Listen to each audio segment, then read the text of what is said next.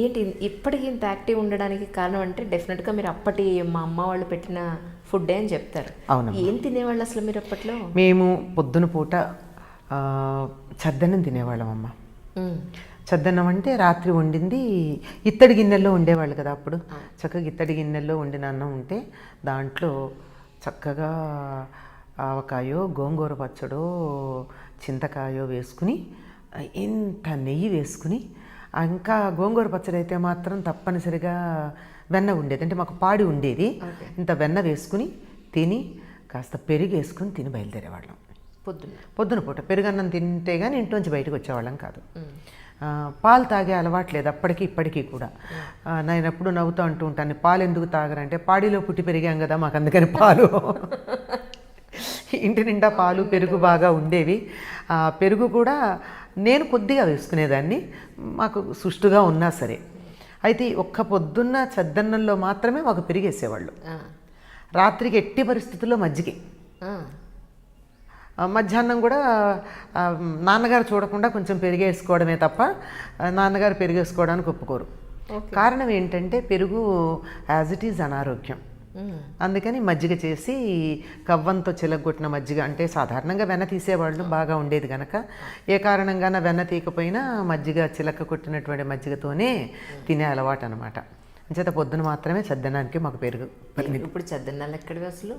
చద్దన్నాలు తింటుంటే అనారోగ్యం అనేస్తున్నారు కదా, అదే కానీ మరి అయిపోతుంది అంటున్నారు. కాదమ్మా, ఇప్పుడు అమెరికాలో వాళ్ళు పరిశోధన చేసి చెప్పింది ఏమిటంటే B12 అవి రావాలంటే రాత్రి వండి పొద్దున తిన్న అన్నంలోనే వస్తుంది, అది తినమని కదా వాళ్ళ సలహా చెప్తున్నారు. ఒక రాత్రి నిలవ ఉంచినటువంటి అన్నంలో B12 మెగ్నీషియము ఇంకా ఏవో చాలా చెప్పారు వాళ్ళు. ఆ మొత్తం అన్నా ఉంటున్నాయి కనుక చద్దన్నం చాలా మంచిది. అందులో ఉప్పు కానీ కొంచెం నీళ్లు కానీ లేక మజ్జిగ కానీ వేసి పొలవ పెడితే ఇంకా చాలా ఎక్కువ వాటి పొటెన్సీ పెరుగుతుందని చెప్పారు. అంచేత మరి మన వాళ్ళు ఆలోచించే పెట్టారే, అప్పటికప్పుడు వండి పెట్టలేకపోయారా? అవును. మన సాంప్రదాయమైన వంటలు ఏవైతే ఉన్నాయో, మన భారతీయ సాంప్రదాయంలో ఉన్న పాతకాలపు పద్ధతులన్నీ కూడా ఎంతో సైంటిఫిక్ రీజన్స్ కలగలిపిన ఉన్న జీవన విధానం అంది. ఒక్క మాటలో చెప్పాలంటే మన ఇళ్లలో అమ్మమ్మలో బామ్మలో చెప్తే వినే పరిస్థితి లేదు. ఎవరో out side of the country, అవును, విదేశీయులు పరిశోధన చేసి ఇలా అని చెప్తే ఓహో అవునా అని అప్పుడు మన వాళ్ళు కానీ దాన్ని నమ్మే పరిస్థితి లేదు ఈరోజు. మరి ఇప్పుడు కూడా నేను అందులో ఉండేటటువంటి పోషకాల పట్టికంతా చెప్పలేదు కదమ్మా. ప్రతి వాళ్ళకి ఇప్పుడు నాకే 3 2 గుర్తున్నాయి, అందులో ఉన్న 10 అందరికీ ఎక్కడ గుర్తుంటాయి కనుక పోషక విలువలు ఉన్నాయి అని ఒక్క మాట వరకు చాలు. అట్లా ప్రతిదీ కూడా డీటెయిల్స్ అందరికీ అవసరం లేదని పక్కన పెట్టేయడం, ఫలితాంశం మాత్రమే మనకు ఉపయోగంగా ఉండేటటువంటి దాన్ని ఉపయోగించుకోవడం. ఈ పద్ధతిలో దీని విలువలు మనం మర్చిపోయాం. ఎక్స్పెరిమెంటేషన్ ప్రొసీజర్ అన్న దాని గురించిన దాంట్లో ఎక్కువ చెప్పకుండా ఇన్ఫరెన్సెస్ మాత్రమే ఇచ్చారు మనకి ప్రయోగంలో. ఆ ఇన్ఫరెన్సెస్ వల్ల వెనకాల ఏం జరుగుతోంది అని మాకు కావాలి. అందరికీ అన్నీ తెలియాలంటే ఈ చిన్న బుర్రలో ఎన్ని పడతాయి?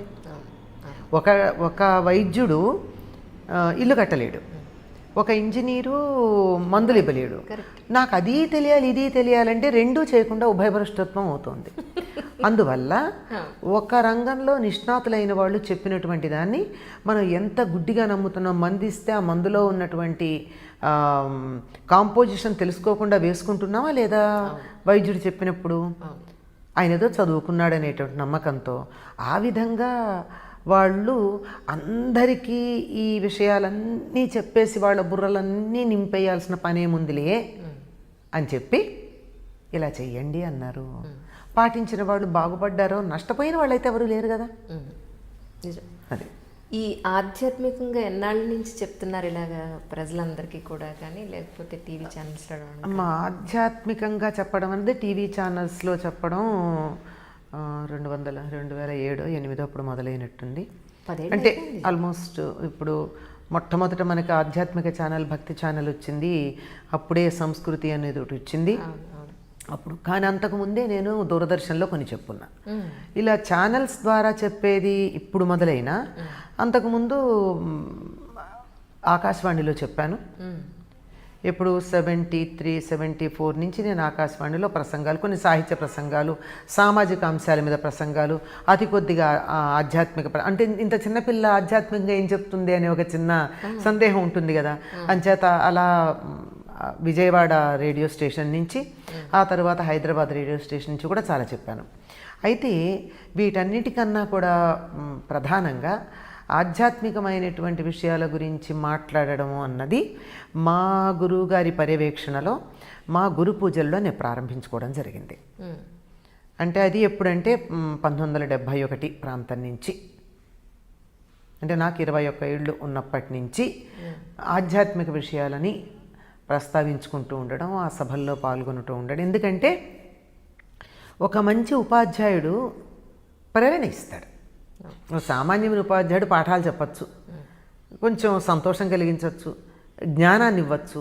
కానీ ఒక ఉత్తముడైనటువంటి ఆచార్యుడు తన ప్రవర్తన ద్వారా ప్రేరణ కలిగిస్తాడు.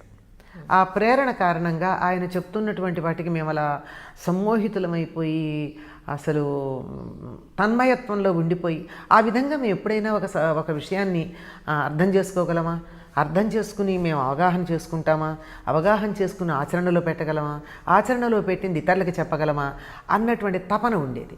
ఈ తపనతో 1971 ప్రాంతం నుంచి, అప్పటి నుంచి అడపాదడపా మా గురువుగారి పర్యవేక్షణలోనే ఎక్కువగా ఆయన వింటూ ఉండగానే, ఎందుకంటే తప్పులు చెప్తారు కదా, బయట వాళ్ళు ఎవరో మనలో తప్పులు బట్టి తిట్టే కన్నా మన గురువో, మన అమ్మో, మన నాన్నో మన తప్పులు సరిచేస్తే మనకి సంతోషం.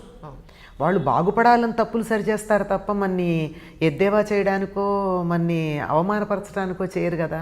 అంచేత అలాగే చెప్పుకున్నాం. వారి ప్రోత్సాహమే ఇప్పటికైనా నేను మాట్లాడుతున్నానంటే వారు, నేను ఒక మౌత్ పీస్ లాంటి దాన్ని అని చెప్పుకోవాలంతే. విషయం అక్కడి నుంచే వస్తుంది. అప్పటి నుంచేనమ్మా సుమారుగా 71, 72 నుంచి ఆధ్యాత్మిక ప్రసంగాలు, సాహిత్య ప్రసంగాలు. సాహిత్యానికి ఆధ్యాత్మికానికి చాలా దగ్గర సంబంధం ఉన్న సంగతి చాలా మర్చిపోతూ ఉంటారు. సాహిత్యాన్ని నిజంగా అధ్యయనం చేస్తే అది ఇచ్చేటంత ఆధ్యాత్మిక వికాసం, సామాజికమైనటువంటి స్పృహ, వ్యక్తిత్వ వికాసం ఇంత అంతా కాదు. అంటే మీ గురువుగారు ఎవరు అని అడిగితే, ఆయన గురించి ఒక మాటలో చెప్పాలి అని అంటే ఏం చెప్తారు? మా గురువు గారు,